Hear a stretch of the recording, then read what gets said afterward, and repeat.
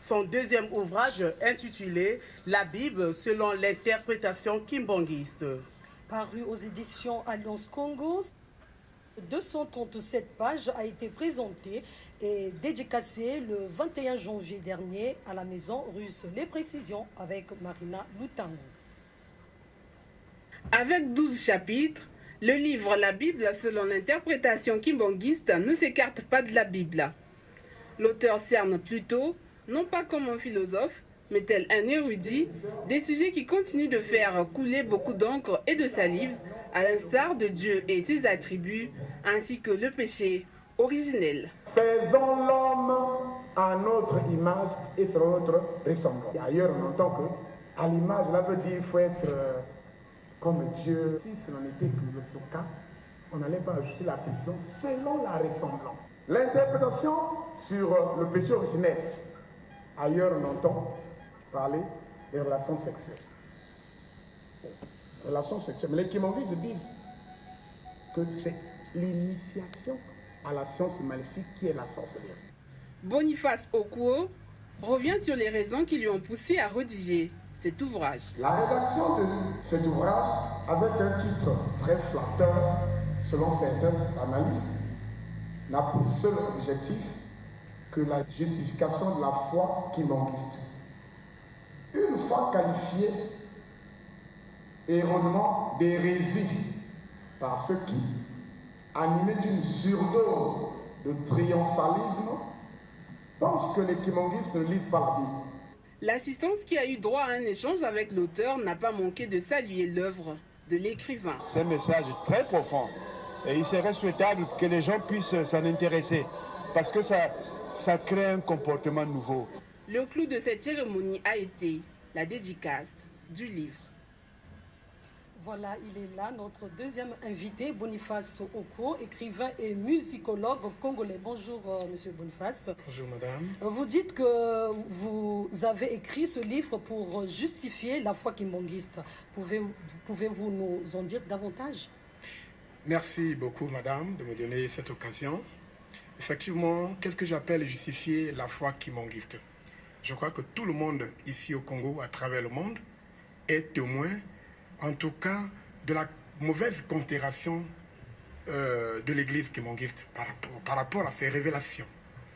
Qui ne critique pas les kimbangistes, qui ne dit pas que les kimbangistes ne lisent pas la Bible, qui ne dit pas que les kimbangistes ne connaissent pas Dieu, qui ne dit pas que les kimbangistes vénèrent un homme. J'ai écrit ce livre-là pour déboulonner deux obstacles auxquels sont confrontés l'église kimbangiste.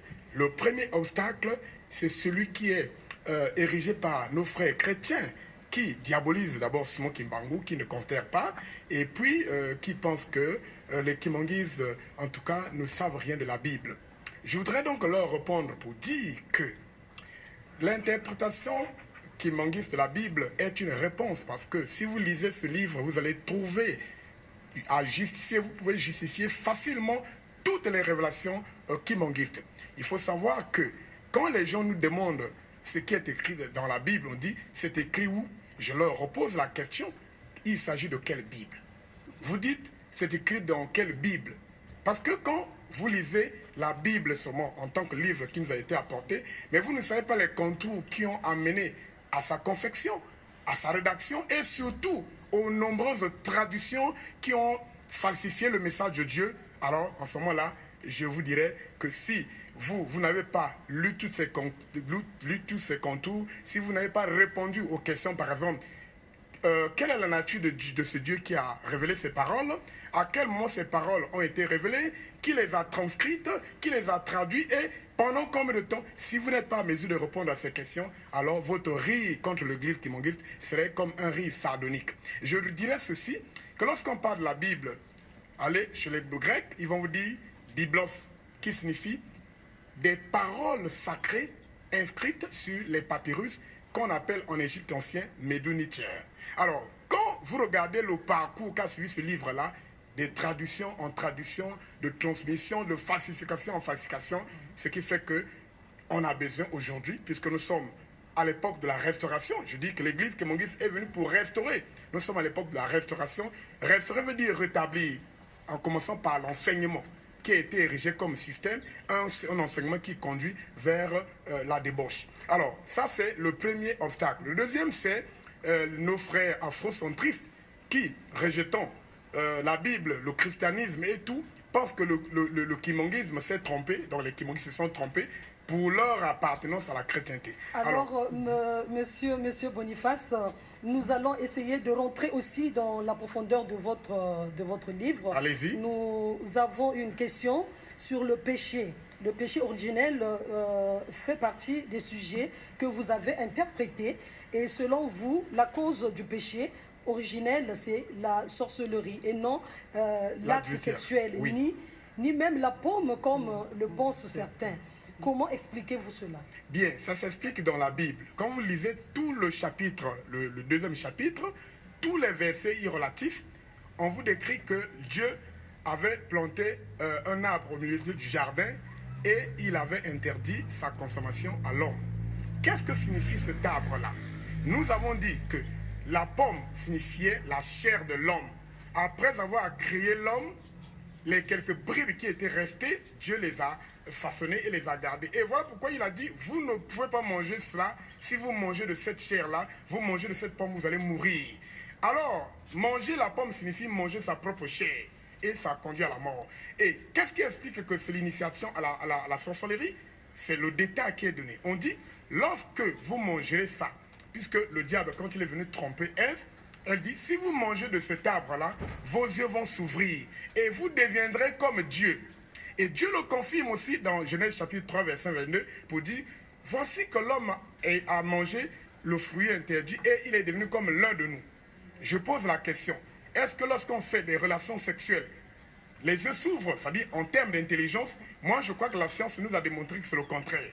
Alors, devenir comme Dieu, Dieu lui-même l'a expliqué, comme je l'ai lu dans le chapitre Genèse 3, verset 22, il dit, il est devenu comme l'un de nous pour la connaissance du bien et du mal.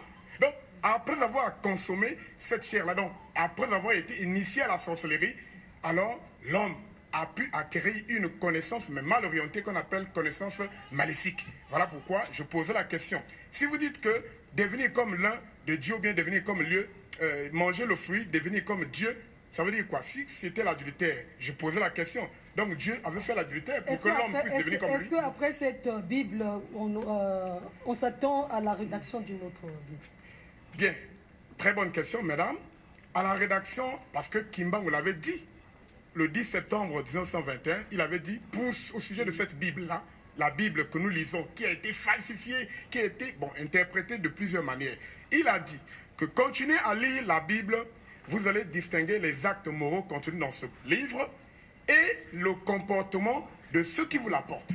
Dans la Bible, on interdit l'adultère, on interdit la fornication et autres. Mais ceux qui nous l'apportent aujourd'hui nous véhiculent un enseignement qui est lié, par exemple, à l'homosexualité. Aujourd'hui, on voit partout, comment on appelle ça, les mariages homosexuels. C'est interdit dans la Bible.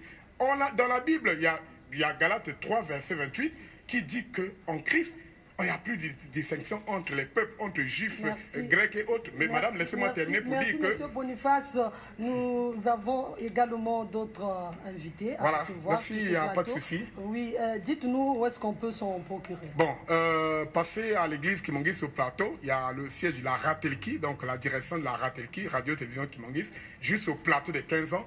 En tout cas, on va vous renseigner sur le livre, sur le prix et tout, et puis vous allez vous en procurer. Merci, Monsieur Boniface. Clôturé ce matin à la basilique Sainte-Anne du Congo, la semaine œcuménique de prière qui réunit chaque année les confessions religieuses telles que l'Église évangélique du Congo, catholique, romaine et orthodoxe, ainsi que l'Armée du Salut, a démarré le samedi 28 janvier dernier à la cathédrale Sacré-Cœur de Brazzaville. Au cours de cette cérémonie d'ouverture, l'assistance édifié sur le thème principal, apprenez à faire le bien et à rechercher la justice, tiré du livre d'Isaïe 1, 17. Cette célébration a connu la présence de Monseigneur Bienvenu Manamika Bafuakwaou, archevêque métropolitain de Brazzaville. Le point avec Doron Ngwadi. Protestants, évangélistes, salutistes, orthodoxes et catholiques se sont réunis autour d'une messe œcuménique afin de consolider l'unité chrétienne. Le thème central tiré d'Isaïe chapitre 1 au verset 17 a retenu l'attention des enfants de Dieu sur comment apprendre à faire le bien et à rechercher la justice. Le président en exercice du Conseil œcuménique a exhorté le peuple de Dieu à revenir sur la voie de la justice chrétienne. Les chrétiens doivent comprendre qu'ils sont la lumière. Ils sont aussi le sel de la terre. Et un pays ne peut se construire sans la justice, la vraie justice. Et c'est celle que nous apportons. L'Église a le devoir, bien évidemment, de communiquer les valeurs positives. C'est ce qu'elle a toujours fait, dire aux gens de ne pas faire le mal, de rechercher le bien. D'ailleurs, la loi du Seigneur, le commandement nous invite également à l'amour, à aimer l'autre. Prenant la parole à son tour, l'archevêque de Brazzaville, Monseigneur Bienvenu Manamika Bafuakwaou, a édifié les fidèles sur le bien fondé du respect du mariage, institution établie par Dieu.